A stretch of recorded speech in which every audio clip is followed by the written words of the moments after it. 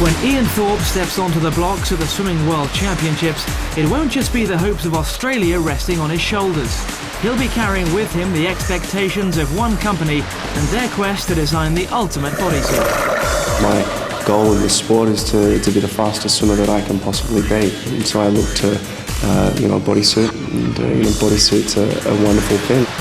The suit in question is the Adidas Jet concept, the result of a unique 3-year collaboration with the world's greatest freestyle swimmer.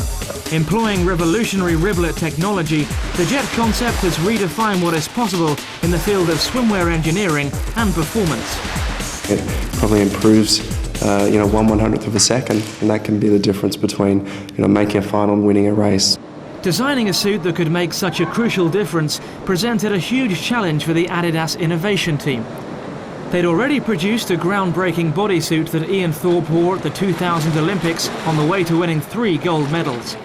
We were aware of some academic work looking at a drag pocket which exists on the back of the swimmer with up to 70 kilograms of effectively dead water. And our challenge there was to look at how we could possibly add something to the suit or modify the suit in order to try and reduce or change that drag pocket. That necessitated venturing into the highly complex world of fluid dynamics to look at the 3 forms of drag associated with swimming: friction, form and wave. Friction drag accounts for 8% of the total drag load and is affected by what a swimmer is wearing and their skin's contact with the water. Form drag relates to the resistance created by the shape of a swimmer as they move through the water and makes up 56% of the total drag load. Wave drag accounts for the remaining 36% and is created by the oscillations of the water. Most people within sportswear will focus actually only on one area, which is friction drag. However, for us, friction drag is almost a little bit of a dead end because you can only influence a very small proportion of the total drag of the swimmer. For that reason, we decided to try and look at the influence we could make on form drag. The idea of using riblets in a device to modify flow in the back of the swimmer was one of a number of ideas that we explored. The American company 3M had developed a tape, a riblet tape, which was applied to commercial aircraft to actually reduce fuel consumption. And we'd seen riblets used in high-performance yacht racing. From that, we moved this forward to swimming through a riblet device. Silicone proved an easy material of choice for the riblets because of its flexibility and strength. Moulding it into the right shape and size proved more difficult. We applied silicone from a computer-controlled nozzle. This, however, would not allow us to execute a small enough riblet, nor allow us to execute the perfect shape. So we then screen-printed silicone onto the suit. However, that would not allow us to have the stretchability that we needed. So finally, we identified a technology called flow moulding, and this involves injecting the silicone material through the mould onto the fabric. This produced a perfectly sized riblet, flexible enough to cope with the immense demands placed on it in a competitive environment.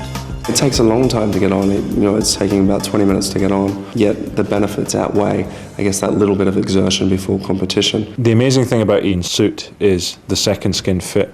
If I was to show one to most people, they would think it was a small or even a children's size. The innovation team spent the early part of 2002 testing the prototype Jet concept suit under laboratory conditions to determine the theoretical effectiveness and positioning of the riblets. Putting an elite swimmer like Ian Thorpe in a wind tunnel can tell us a lot, but we need to know much, much more. And we can only learn more by putting Ian in a swimming pool and analysing his stroke and his swim very, very precisely. As part of the preparations for that, the suit was taken to Finland in July 2002 to be tested on elite swimmers by Ryan Hyland, Professor of Kinesiology at the University of Tallinn. Internationally renowned for his work with world-class athletes, he's devised a unique video-based monitoring system that can be used to analyse and improve swimming style and technique. Rain's video analysis allows us to look at the effectiveness of this product on real swimmers in a real environment. We're actually able to look at water flow over the swimmer's body, thereby allowing rapid visual comparison of the effects of different costumes. So once we'd done initial testing in Finland, we had the opportunity to test with Ian Thorpe. The tests in the Sydney Olympic pool produced a desired increase in performance, though not in the way everyone expected.